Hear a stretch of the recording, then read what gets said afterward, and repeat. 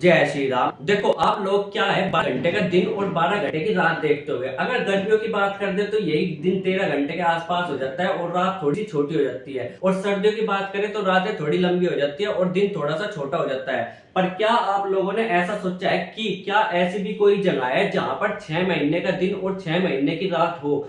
हाँ, मैं किसी दूसरे ब्रह्मांड की बात नहीं कर रहा, मैं इसी पृथ्वी की बात कर रहा जहां पर 6 महीने का दिन और 6 महीने की रात होती है। तो आज की इस वीडियो में हम इन्हीं देशों के बारे में जानेंगे जहां पर ऐसा होता है और ऐसा क्यों होता है। इस वीडियो में इस बारे में भी जानेंगे।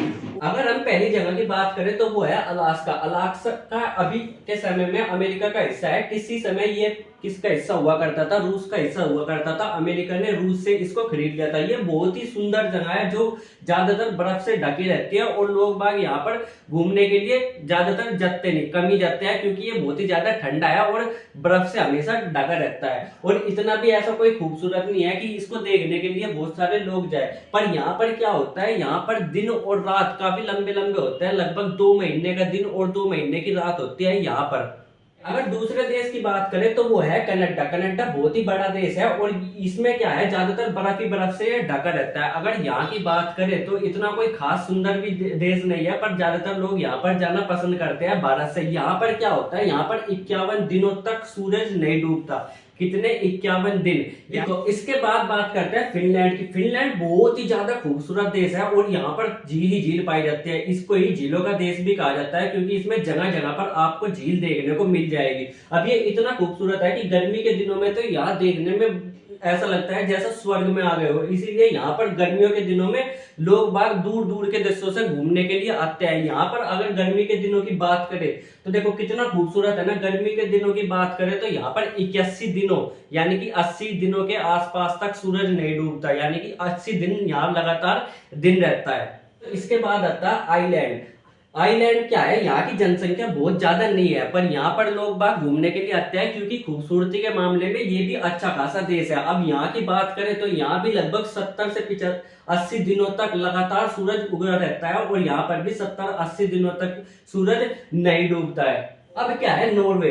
और नॉर्वे क्या है, एक खूबसूरत देश है, पर यहाँ का सिस्टम थोड़ा अलग ही है। ज्यादातर इस समय क्या है, सूरज निकला रहता है और कई जैसे 80-85 दिन तक निकला रहता है। यहाँ पर क्या रहता है, यहाँ पर जैसे शाम की स्थिति हो रही हो ना, 80-85 दिनों तक यहाँ पर लगभग ऐसी ही स्थिति बनी रहती है। यानी कि ना तो सूरज अच्छे तरीके से निकल रहा और ना ही सूरज अच्छे तरीके से छिप रहा। अब अगर सबसे लास्ट की बात करें तो वो है स्वीडन। अब ये ऐसा देश है जहां पर सबसे ज्यादा लंबे समय तक सूरज निकला रहता है। कितने दिन? लगभग 90 दिन के आसपास यहाँ पर सूरज निकला रहता है। यहाँ पर 90 दिनों का दिन और 90 दिनों की रात होती है। तो अगर बात करें कि पृथ्वी पर दिन और रात क्यों होते हैं, तो इसका सबसे बड़ा कारण होता है पृथ्वी का सूरज के चारों ओर घूमना।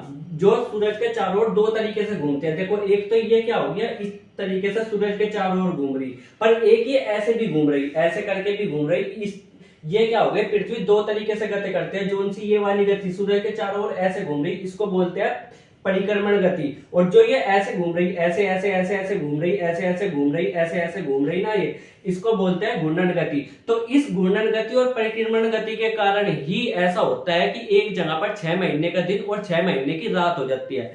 तो पृथ्वी जो है वो अपने अक्ष पर 23.5 डिग्री झुकी हुई है। इसका क्या मतलब है, जो ये वाली गति होती है ना, ऐसे वाली गति, जैसे देखो पृथ्वी इस तरीके से घूम रही, तो ये सीधी ना घूम करके ये कैसे ऐसे थोड़ी सी अपने अक्ष पर तिरछा घूमती है।